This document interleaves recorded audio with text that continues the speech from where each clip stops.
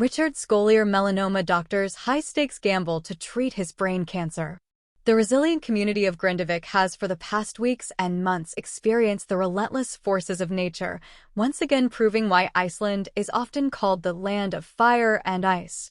3 homes in this town on the Reykjanes Peninsula in southwest Iceland were destroyed this month when molten lava spewed through 2 fissures created by the Svartsengi volcanic system. Once a thriving fishing village with vibrant sports teams and a youthful population, Grindavik now lies empty. Its people have fled and are beginning to face up to the realization they may never be able to live there again.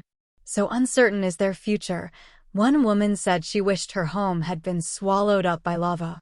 Over the past 3 years, the peninsula, approximately the size of the West Midlands in the UK, has witnessed 5 volcanic eruptions. On November 10th, faced with an alarming number of earthquakes and suspicions of magma beneath the town, Iceland's authorities ordered the evacuation of Grindavik, home to approximately 3,800 residents. Over the following days it became clear that several homes had been completely ruined by seismic activity. Residents hoped to return home as the frequency of the earthquakes diminished, but in mid-December, a strong eruption began in the nearby Sunnux crater series, lasting 3 days. I witnessed the eruption myself, then 3 hours after it had begun I drove home. Along the road from the capital, Reykjavik, to Keflavik Airport, which leads to my town, Reykjanesbær, I caught sight of fissure almost 4 kilometers in length, spewing molten lava.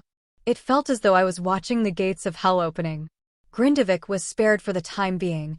The eruption took place about 3 kilometers, 1.85 miles, away, but additional fissures were subsequently discovered in the town, prompting authorities to close them and begin repairing damaged infrastructure. Tragedy struck on January 10th when a man working in the town fell through one of the crevasses.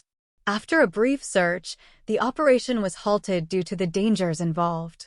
For days later, another eruption began perilously close to Grindavik.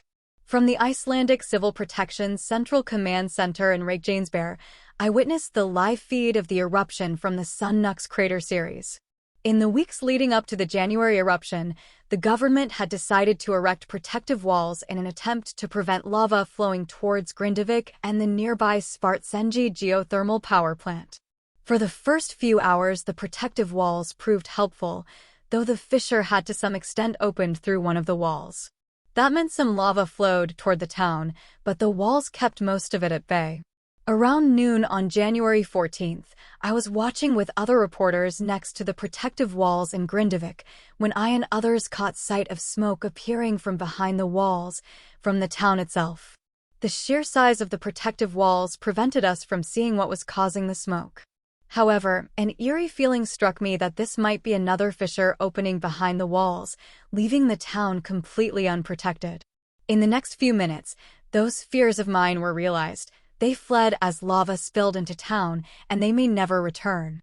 A fissure had opened less than 100 m away from houses in Grindavik, and every first responder I spoke to on the scene came to the conclusion that now there was really nothing that could be done to save the houses. We were witnessing the most extensive natural disasters Iceland had seen for 51 years.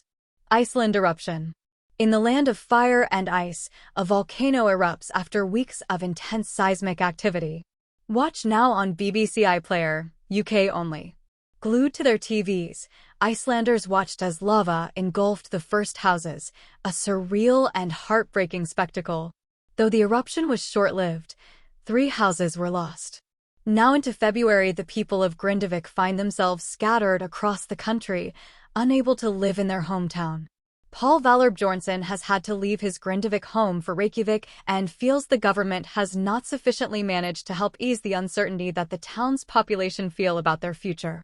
So far, all their actions have been characterized by haste and bewilderment, and information given to the residents of Grindavik has confused people rather than solving problems, he complained.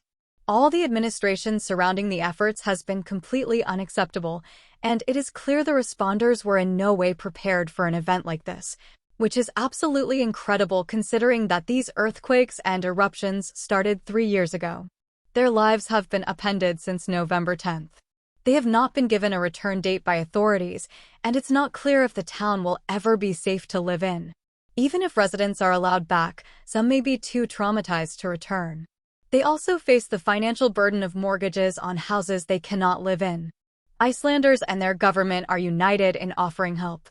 The town's residents are receiving housing benefit and parliamentary bill will aim to alleviate their problems.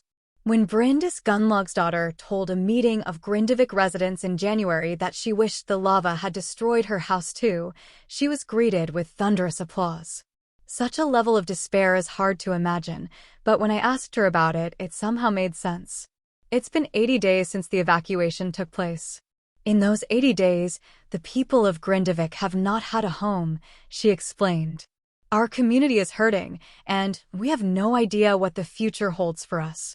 Detailing the evacuation and closure of Grindavik and the death of a man in the town, she said there had been too many tragedies.